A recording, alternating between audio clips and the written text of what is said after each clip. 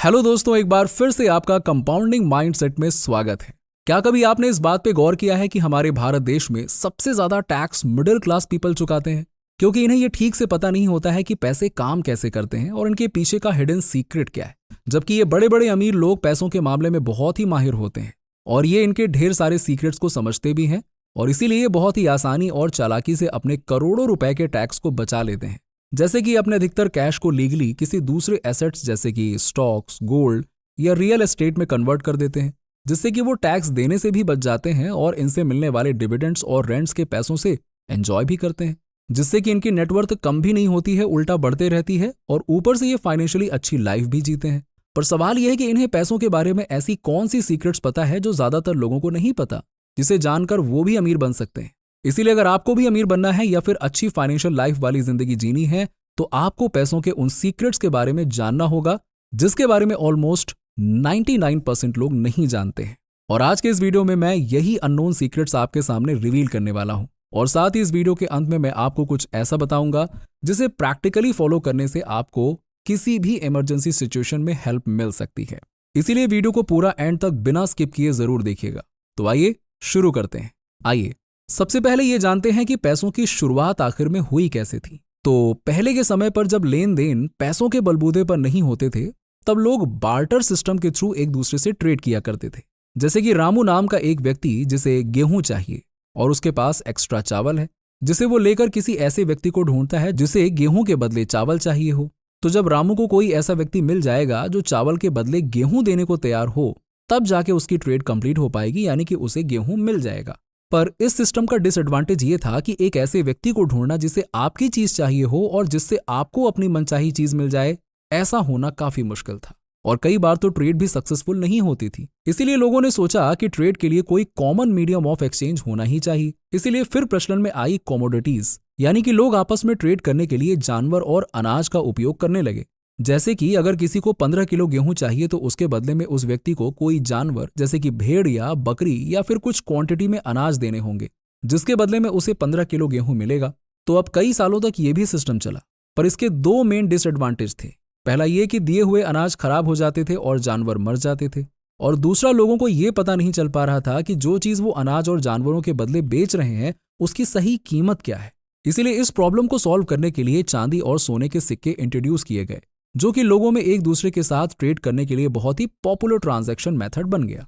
पर धीरे धीरे इस चीज से भी लोगों में प्रॉब्लम्स होने लगी, जो ये थी कि कई मामलों में लोगों को सामान खरीदने के लिए ढेर सारे सोने या चांदी के सिक्के को बाहर लेकर जाना होता था और इसमें कई बार चोर या लुटेरे रास्ते में ही लोगों के सारे सिक्के चुरा या लूट लेते थे।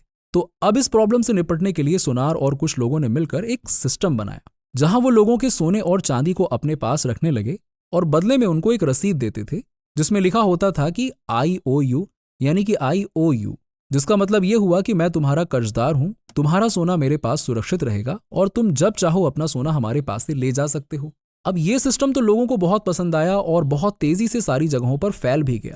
पर बाद में इस सिस्टम में सुनारों ने यह नोटिस किया कि लोग अपने सोने को लेने आ ही नहीं रहे हैं, क्योंकि उनके पास जो सोने की रसीद पड़ी हुई है उसी से वो एक दूसरे के साथ ट्रेड कर ले रहे थे।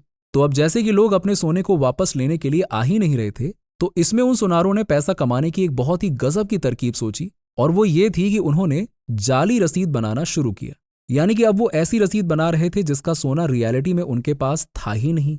तो बस ऐसी ही रसीद को उन्होंने पूरे मार्केट में फैला दिया, जिससे लोग आपस में बिना किसी मर्जी के ट्रेड कर रहे थे। तो यहाँ पर जो लोग सुनारों के पास अपना सोना रख रहे थे वो दुनिया की पहली बैंक थी, और फिर जो उन सुनारों ने जाली यानी कि डुप्लीकेट रसीदें बनाई वो दुनिया की सबसे पहली करेंसी यानी कि नोट थी, जिसकी खुद में तो कोई वैल्यू नहीं है पर लोग उसे as a medium of exchange के तौर पर एक्सेप्ट कर रहे हैं। आइए इसे और भी प्रैक्टिकली समझने के लिए हम वेनेजुएला के हाइपर इन्फ्लेशन केस को समझते हैं। तो दोस्तों, आपने कभी न कभी ये बात तो जरूर ही सोची होगी कि अगर सरकार ज्यादा नोट छाप कर सारे लोगों में बांट दे तो इससे सबकी गरीबी ही मिट जाएगी और कोई भी फाइनेंशियली स्ट्रगल नहीं करेगा। वेल, तो यही सेम बात एक बार वेनेजुएला की गवर्नमेंट ने भी सोची थी और इस चीज को प्रैक्टिकली करके भी दिखाया था। पर सवाल यह है कि क्या ऐसा करने से वेनेजुएला की गरीबी मिटी? अगर आप इसका आंसर हाँ में सोच रहे हैं तो आप बिल्कुल गलत हैं, क्योंकि आज वेनेजुएला में इतनी गरीबी है कि वहां के लोग अपने ही देश को छोड़कर किसी दूसरे देश में शिफ्ट हो गए और इस देश की पूरे वर्ल्ड इकोनॉमी में 145th रैंक है। और जिस समय यहाँ की गवर्नमेंट ने नोट छापकर गरीबी मिटाने की कोशिश की थी, उस समय देश की इन्फ्लेशन इतनी बढ़ गई कि वो हाइपर इन्फ्लेशन में कन्वर्ट हो गई, क्योंकि लोगों को केवल 2 किलो आलू या 1 पैकेट ब्रेड लेने के लिए भी मोटी मोटी लाखों रुपए की गड्डी लेकर दुकानों में जाना पड़ रहा था। यानी कि उस समय पे इस देश की करेंसी की वैल्यू बहुत ही कम हो गई थी, और इसका सिंपल सा ये कारण था डिमांड एंड सप्लाई, जिसके बेसिस पर सारी दुनिया की इकोनॉमी काम करती है। यानी कि अगर सप्लाई कम रही और डिमांड बढ़ गई तो इससे महंगाई बढ़ेगी, या फिर अगर सप्लाई ज्यादा हुई और डिमांड कम हुई तो इससे महंगाई कम होगी। इसीलिए यहाँ वेनेजुएला के केस में जब सभी के पास भर भर के नोट्स आए तो लोगों ने सोचा कि उनके पास बहुत सारी परचेजिंग पावर आ गई है और अब वो जो चाहें वो खरीद सकते हैं और अपने सपने पूरे कर सकते हैं। इसीलिए सारे लोग अपने सपने पूरे करने के लिए जबरदस्त खरीदारी करने लगे। अब इतने लोगों की अचानक से मार्केट में एंट्री होने के कारण डिमांड कुछ हद से ज्यादा ही बढ़ गई, जिसके मुकाबले सप्लाई बहुत ही कम थी, जिससे कि ये बढ़ती महंगाई ने हाइपर इन्फ्लेशन का रूप ले लिया और देश की गरीबी पहले से भी ज्यादा बढ़ गई। तो इस रियल इंसिडेंट से हमें ये पता चलता है कि पैसों की खुद में कोई वैल्यू नहीं होती है, वो बस हमें कुछ परचेजिंग पावर प्रोवाइड करती है, जिससे कि हम अपनी जरूरत के अनुसार चीजों को खरीद कर सर्वाइव करते हैं। तो दोस्तों, अब इतना कुछ जानने के बाद क्या आप मुझे ये बता सकते हैं कि आज की कमर्शियल बैंक्स पैसे कैसे बनाती हैं? वेल, मुझे तो पता है कि अब आप में से ज्यादातर लोग यही बोलेंगे कि हम जो पैसे बैंक्स में डिपॉजिट करते हैं उसमें से कुछ पैसों को बैंक्स रिजर्व रखकर बाकी के पैसों को किसी को लोन पर देती है और उससे मिलने वाले इंटरेस्ट से पैसे कमाती है, राइट? नॉट 100%। बैंक्स और भी कई तरीकों से पैसे कमाती है, जिसमें से बहुत ही शातिर तरीके से बिना आपको पता लगे आपके 1,000 रुपए को 10,000 रुपए बना के कमाती है। कैसे? आइए इसे एक उदाहरण के थ्रू समझने का प्रयास करते हैं। मान लीजिए कि आप बैंक में 1,000 रुपए जमा करते हैं, जिसमें से बैंक आपके पैसे का 10% यानी कि 100 रुपए रिजर्व रखकर बाकी के 900 रुपए को किसी दूसरे पर्सन को लोन पर दे देगी और उससे 12% इंटरेस्ट चार्ज करेगी, जिसमें से 4% वो आपको देगी और बाकी बचे हुए ये 8% बैंक की कमाई होगी। जी हाँ, अब आप बोलोगे कि ये तो हमको भी पता है, पर यहाँ कमाल की बात यह है कि जब आप अपने मोबाइल फोन पर या अपने कंप्यूटर स्क्रीन पर अकाउंट बैलेंस चेक करेंगे तो आपको दिखेगा कि आपके पास 1,000 रुपए हैं। वहीं जिस पर्सन को 900 रुपए बैंक ने आपके ही पैसे लोन पर दिए हैं, उसे भी अपने मोबाइल फोन के स्क्रीन पर 900 रुपए ही दिखेंगे। यानी कि बैंक वालों ने कंप्यूटर में जस्ट कुछ यहाँ वहां के नंबर्स को चेंज करके मार्केट में अलग से 900 रुपए की करेंसी क्रिएट कर दी, जो कि ऑफ कोर्स वर्चुअल है। पर दोस्तों, ये सिलसिला यहीं पे खत्म नहीं होता।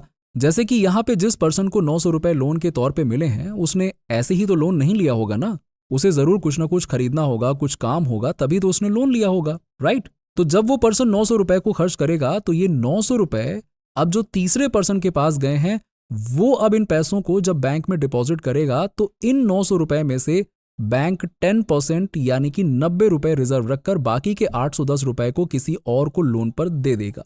फिर वो पर्सन भी इस पैसे को खर्च करेगा, जिससे कि अब ये पैसे फिर किसी इंसान के जेब में जाएंगे। फिर वो इंसान भी इन पैसों को बैंक में डिपॉजिट करेगा और यहां भी बैंक वही सेम चीज को रिपीट करते हुए 10% अमाउंट को रिजर्व रखकर बाकी के 90% अमाउंट किसी और को लोन पे दे देगा। फिर यही साइकिल रिपीट होती रहती है। तो इसी मेथड से मार्केट में ढेर सारी वर्चुअल करेंसी को प्रोड्यूस करके, जैसे कि 1,000 रुपए को 10,000 रुपए बनाकर बैंक हर रोज अंधाधुंध पैसे कमा रही है, जिसका पता कॉमन लोगों को ये बैंक्स कभी लगने ही नहीं देते हैं। अब दोस्तों, जैसा कि मैंने आपको पहले भी कहा कि इन नोटों की अपनी खुद की कोई वैल्यू नहीं होती है, पर फिर भी लोग इन कॉटन कागज से बने नोट के पीछे इसलिए पागल रहते हैं क्योंकि ये हमें परचेजिंग पावर देती है, जिससे हम जो चाहे वो खरीद सकते हैं। पर जैसा कि इन नोटों को as a medium of exchange इसलिए एक्सेप्ट किया जा रहा है क्योंकि गवर्नमेंट इसे एक्सेप्ट कर रही है, और जब गवर्नमेंट इसे नामंजूर कर दे तो ये नोट बस एक कागज के टुकड़े के सिवा और कुछ नहीं रह जाएगा। इसीलिए हम इन नोटों को फिक्स्ड एसेट नहीं मान सकते।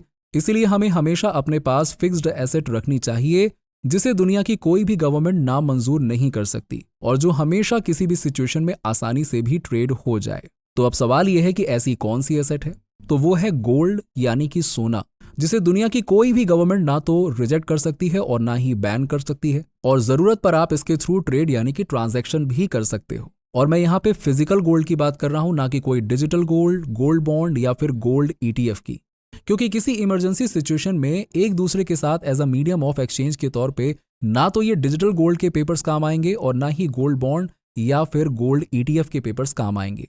ऐसे समय में सिर्फ काम आएगा फिजिकल गोल्ड, जिसे आप अपने अलमारी में संभाल के रखते हो या फिर लॉकर में रखते हो। तो उम्मीद है कि आपको इस वीडियो से वैल्यू मिली होगी।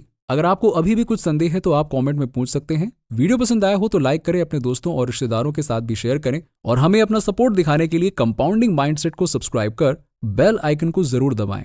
चलिए मिलते हैं आपसे अगले वीडियो में। यहां तक रुकने के लिए आपका सच्चे मन से बहुत बहुत धन्यवाद। जय हिंद।